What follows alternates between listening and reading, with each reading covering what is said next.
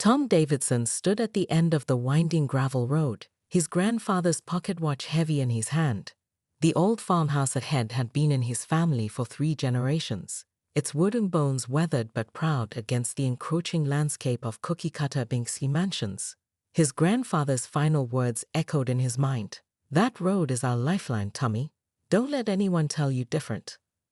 The autumn breeze carried the scent of freshly cut grass from the manicured lawns of Maple Grove Estates, a stark contrast to the wild beauty of his grandfather's 10 acres. Tom ran his fingers along the watch's worn surface, remembering countless Sunday afternoons spent helping pop patch potholes and clear drainage ditches along their beloved gravel road. Back then, it was just them, the old farmhouse, and acres of undisturbed land. Now, property developers had carved up the surrounding farmland into an exclusive subdivision, their identical Mediterranean-style homes pressing against his property line like nosy neighbors. Inside the farmhouse, Tom found himself surrounded by echoes of the past. Dust motes danced in beams of sunlight, streaming through windows his grandmother had insisted on cleaning every Saturday, even in her final years. The home's interior remained frozen in time. His grandfather's favorite armchair still held the indent of countless evening reads, and the ancient roll-top desk contained carefully filed property documents, including the original deed to the road. What Tom didn't know, as he sorted through decades of family history, was that Karen Wellington was holding court in her newly renovated home office just half a mile away. The HOA president's designer reading glasses reflected the glow of her computer screen as she examined satellite images of the Davidson property. Her perfectly manicured nails traced the meandering line of Tom's gravel road, which she saw not as a piece of family heritage, but as an eyesore disrupting her vision of a perfect community. "It's simply a matter of community standards," she explained to her fellow board members during their emergency Zoom call. "That primitive access road is bringing down property values in the entire Northwest sector." She conveniently failed to mention her husband's construction company or the lucrative contract that would come with modernizing the road. As the sun set on his first day as the property's new owner, Tom walked the quarter-mile stretch of gravel, listening to the satisfying crunch under his boots. He noted the spots that would need attention come spring, just as his grandfather had taught him. From the dense woods that bordered the road's eastern edge came the familiar hoot of the barred owl that had nested there for years. Everything felt right, permanent, secure. If only he knew that Karen Wellington was already drafting the letter that would shatter his family's peaceful legacy, her expensive fountain pen scratching across HOA letterhead like nails on a chalkboard. #. The first battle shot came disguised as a certified letter, but the real war began at 6:45 am, when 3 construction trucks rumbled up to Tom's property line. The morning fog still clung to the gravel road like a protective shroud as Tom stood on his front porch, the HOA's notice crumpled in his fist, his forgotten coffee growing cold in his grandfather's old Marine Corps mug.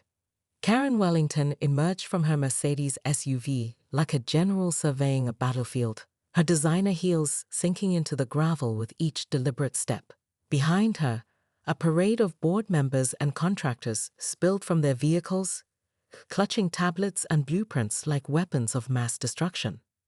"This road is a hazard, Mr. Davidson," she announced, her voice carrying the artificial sweetness of synthetic honey. "We're improving it for everyone's safety." That's when Tom noticed the construction company's logo matched the one on her husband's briefcase.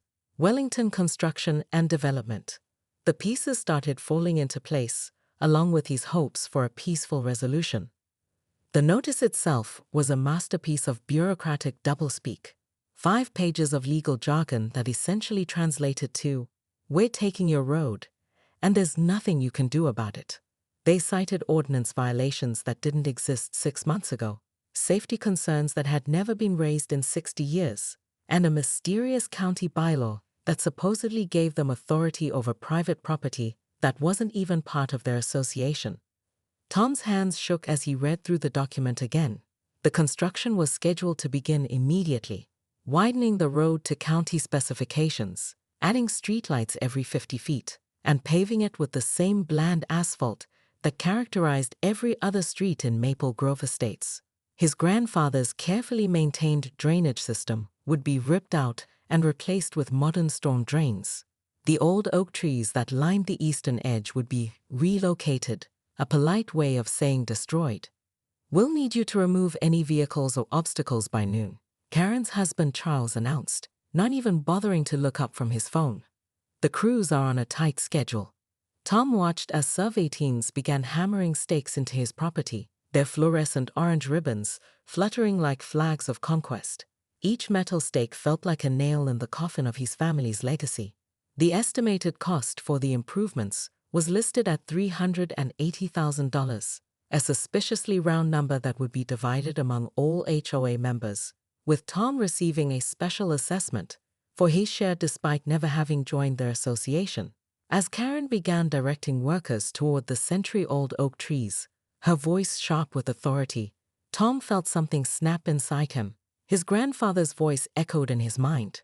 "That road is our lifeline." Looking down at the crumpled notice, he made his decision. This wasn't just about a road anymore.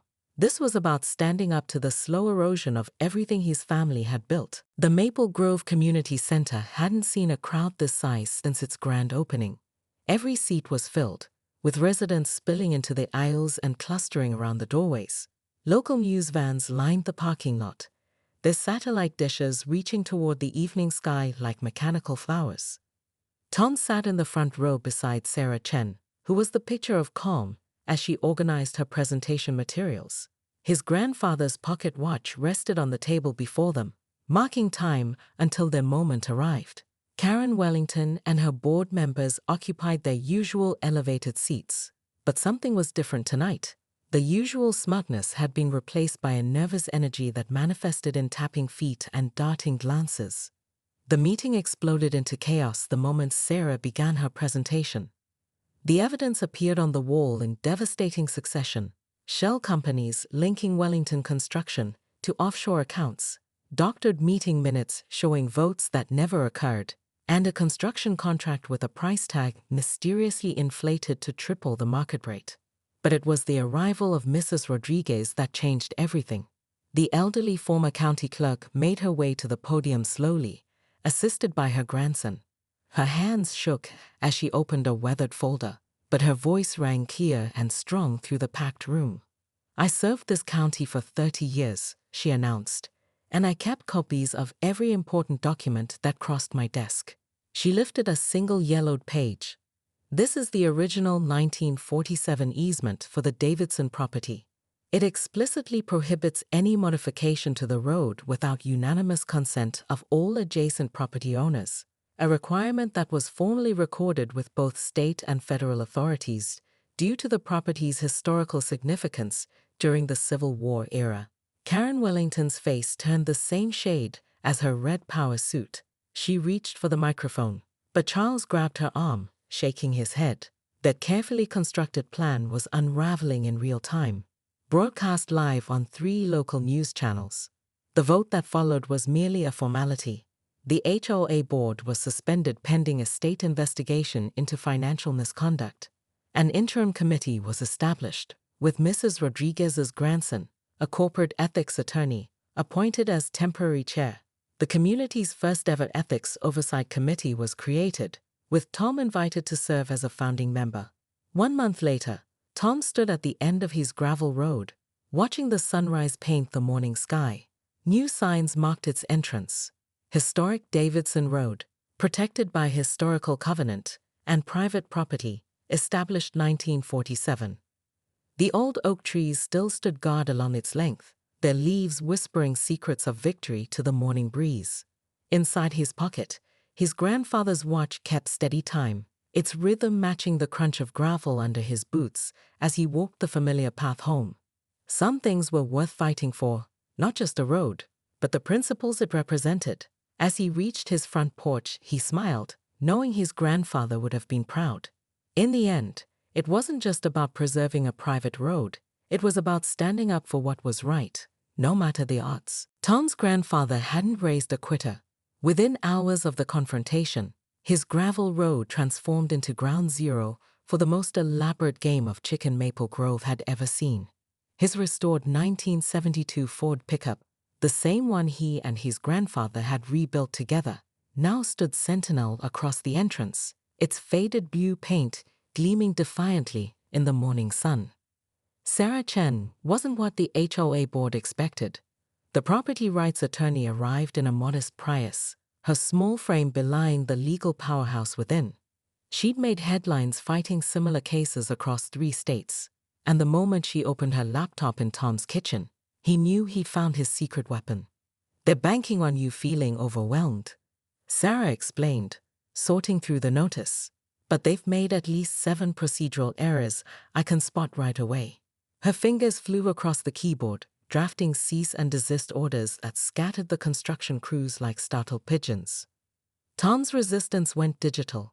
The wildlife cameras he installed, originally meant to track the deer his grandfather loved watching, now captured far more interesting wildlife.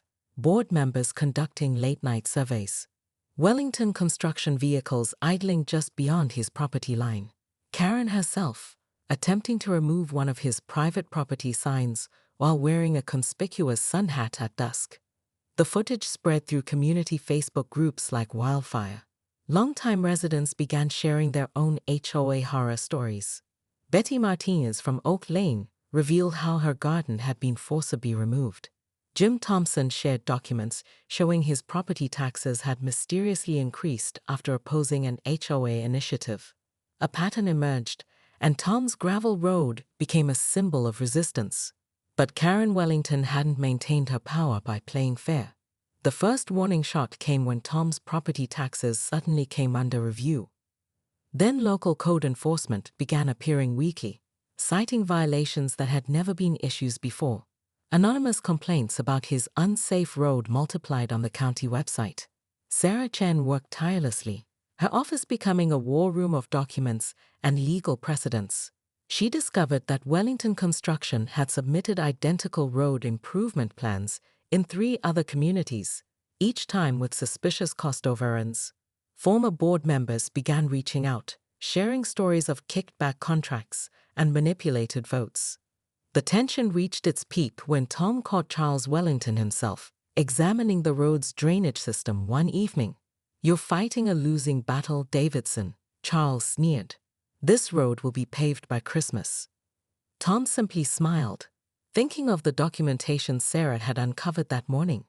"We'll see about that," he replied, grandfather's pocket watch ticking steadily in his hand. The real battle was just beginning, and Tom had an ace up his sleeve that would shake the HOA to its foundations.